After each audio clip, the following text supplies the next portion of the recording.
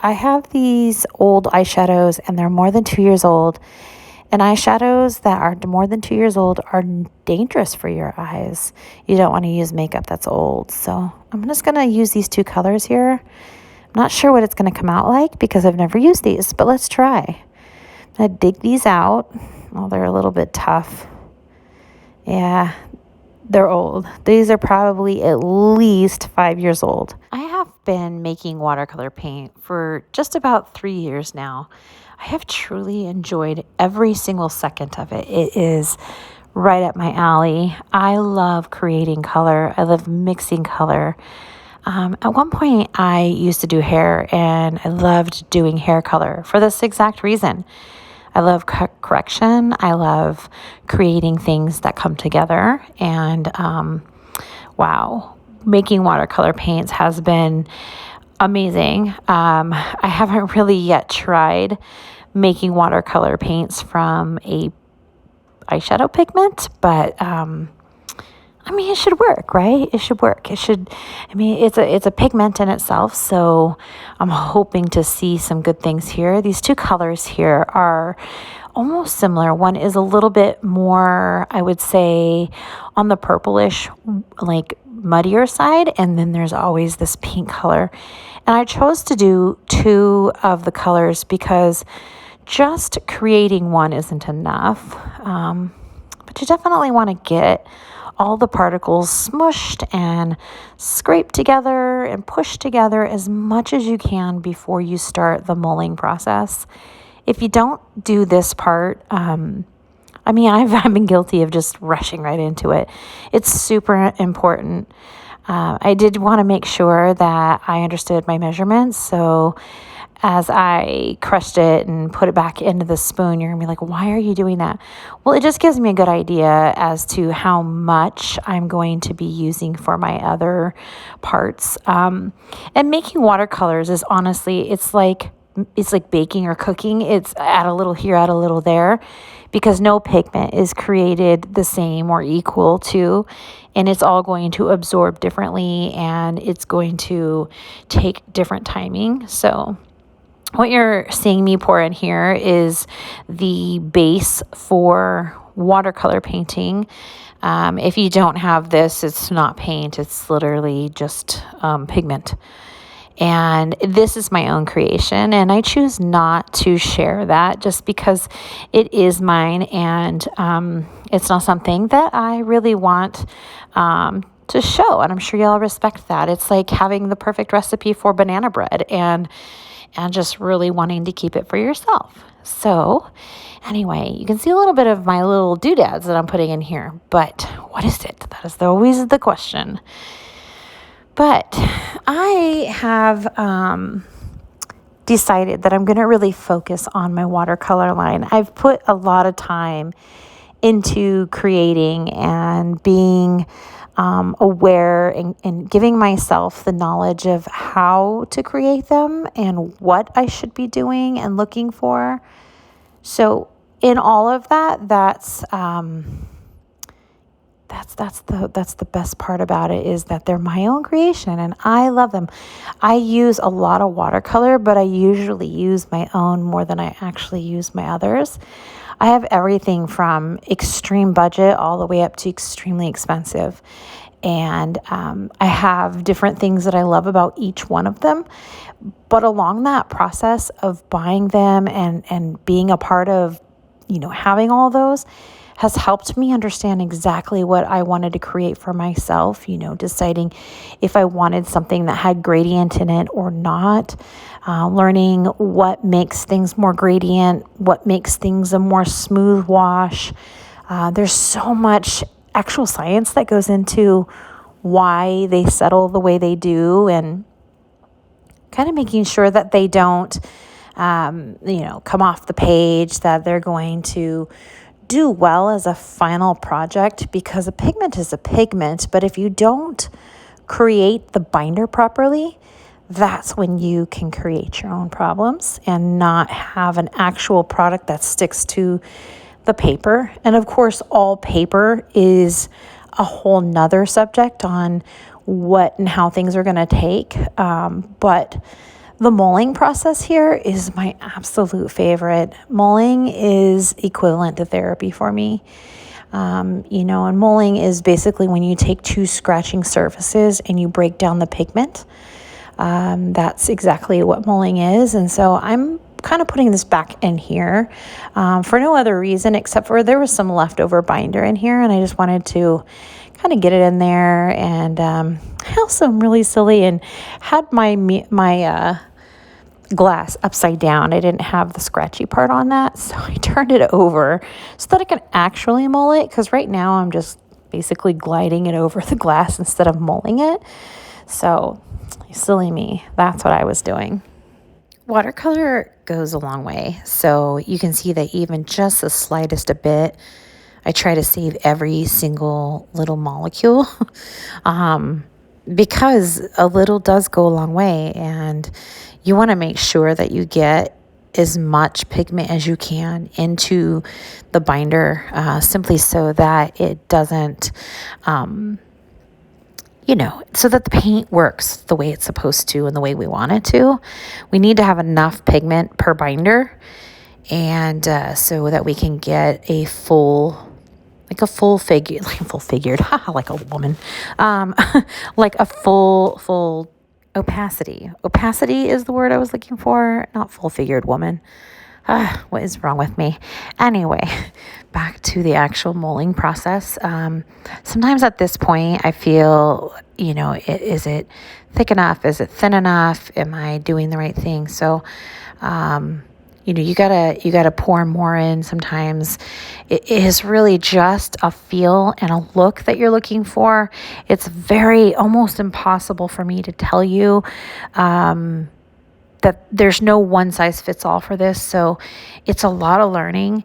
I've never used eyeshadow before. I'm used to having to mull my pigments down for at least 20 to 45 minutes per color. These seem to only maybe take maybe 10 to 15 minutes, I would say, to actually break down. And that's just because I'm a little bit nuts and like the process and keep going probably further than I need to. And there's reasons why you don't want to do that too, just simply because the longer you're mulling, the more it's drying out, and you need all of those things together so that it kind of creates almost like a glue for the pigment to stick together. Anyway, guys, how are you? How's everyone out there? I am doing so good. I am, if you haven't heard, back to the plugged in life, working a job, have a nice apartment now, or at least I think it's nice, and just kind of doing my thing. I have struggled quite a bit with being plugged back in from van life. That freedom, there's nothing like it, guys. It's important to experience it, at least a little somehow, some way. Maybe that's why people like camping on the weekends. I mean, comment below if you like the outdoors and the wilderness and camping. Let me know what you guys think, because if you haven't, maybe try it, because there's something special about being outside, and I have fully enjoyed that.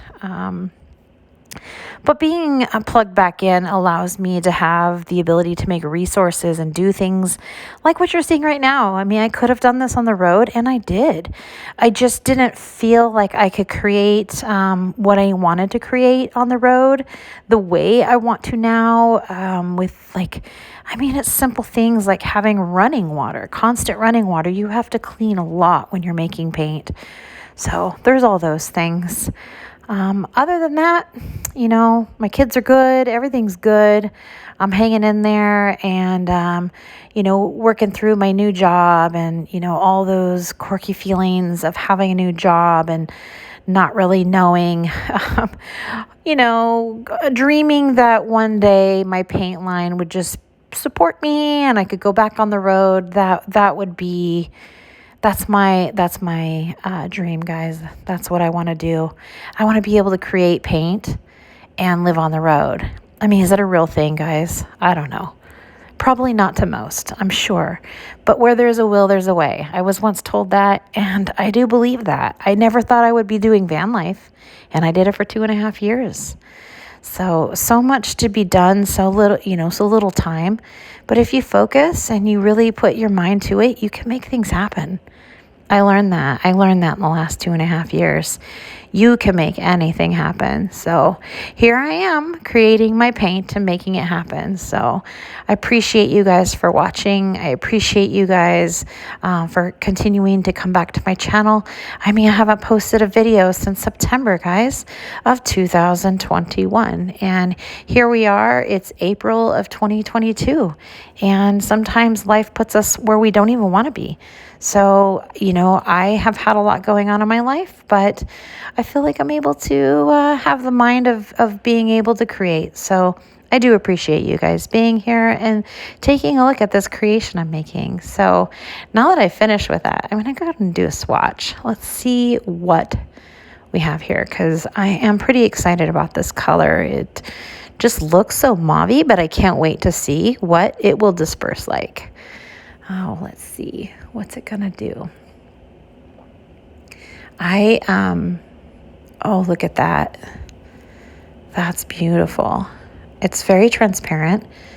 It would be absolutely beautiful for skin color. Obviously, it's makeup, so that has already been decided that it's a neutral skin color. So I really love this. It looks like it's not very gradient. It looks very smooth. I'm sure that has a lot to do with the fillers that they have in it for the eyeshadow. And let's see what else. I grabbed a little bit more pigment to kind of see what happens. Can I build up a little more opacity to it? And it looks like that's its full opacity, but you know what? That's okay. Sometimes transparent watercolors are where it's at for me. It just allows me to kind of build layers, you know, use this as a base color and add layers to it. So I think this is going to be a winner. Those two little pans of eyeshadow that you saw me use, it doesn't create all that much. There really isn't, you know, a lot. When you think of making your own paint, you're like, ooh, I'm going to have so much. But that's not necessarily what it is. It's not what it's about. But over here, what I did is I made it a little bit more loose, and I'm going to let that sit and kind of dry. And I just really enjoy this color. I enjoyed every bit of this. And I'm going to get these pans filled. And yeah, that is so satisfying. Oh my goodness, I love this part. This is the part that I work for. This right here, this is my favorite part about making watercolors, is filling those pans and just that satisfying feeling that I created something, I'm completing it. And yeah, once you get it in the pans, you have to get it level. And, you know, you can always, if it's a regular pigment, put the pigment numbers on the side, or however you want to do it. If you want to name them yourself, you can do that. And I am looking for a name. What is this called? I've had some people really give me some pretty cool names so far. I posted this on my Instagram, and I like some of those names. And so I am looking for, you know, my audience, my friends out there, my community, to help me name these colors. So if you want to be a part of naming them, don't be shy. Put that name out there and let me know what your thoughts are. I can definitely appreciate, you know, the creativity in the names. Like, naming things like this may not be my specialty, guys, but maybe it's yours. So yeah, help me out there and let me know. It looks like I'm going to get about 2 pans, possibly, maybe it looks like maybe 2.5 pans out of this. So, you know, that shows you how much I could have used a little more binder, maybe stretched it a little bit, but I felt like I was going to lose the opacity if I continued to add more binder to it. So things to think about, things to know, things to understand about this. So as I wrap this up, I just really wanted to one more time say thank you so much for being here. I will send out a video of, you know, some of the things I'm going to be putting on my Etsy shop. So if there are people out there that want to kind of learn about my homemade watercolors, then they'll be available for you. I was thinking about doing some grab bags and continue to do these videos and put these custom colors out there so that you guys can see them. Yeah, I mean, they're beautiful. Look at these. I absolutely really love these colors. And I just want to show you the paint is, I'm sorry, the paper is not actually white. It's more of a cream color. And that's going to change what the color of the actual paint looks like as well. But what kind of paper is this anyway? What am I using? I'm not sure which one I'm using, but it's beautiful. Oh, there you go. Yep. That's 100% cotton, and it's a cold press, and I really actually like this one. It's designed, it's glued down on both sides. Anyway, we're not here for paper, we're here for my paint to show you what I've done. And I just before I go, I'm going to draw a little box here and kind of show you what it looks like going over it.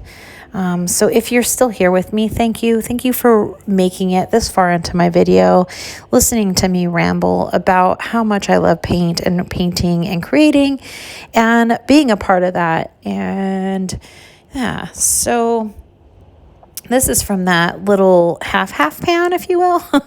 half pan. Is that a thing? Yes, that is a thing. This is what a half pan looks like.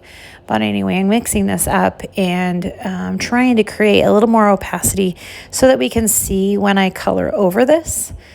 I'm going to go over the black, and it does actually, I can imagine this on black paper would actually probably show up pretty well. That mica powder, and it's going to give it a nice shimmer, because there is mica powder in it, along with the transparency. That mica powder is going to be something spectacular. So yeah, I think this did exactly what I had hoped it to do. But anyway, one more time, guys, thank you so much for being here. We love you, and see you soon.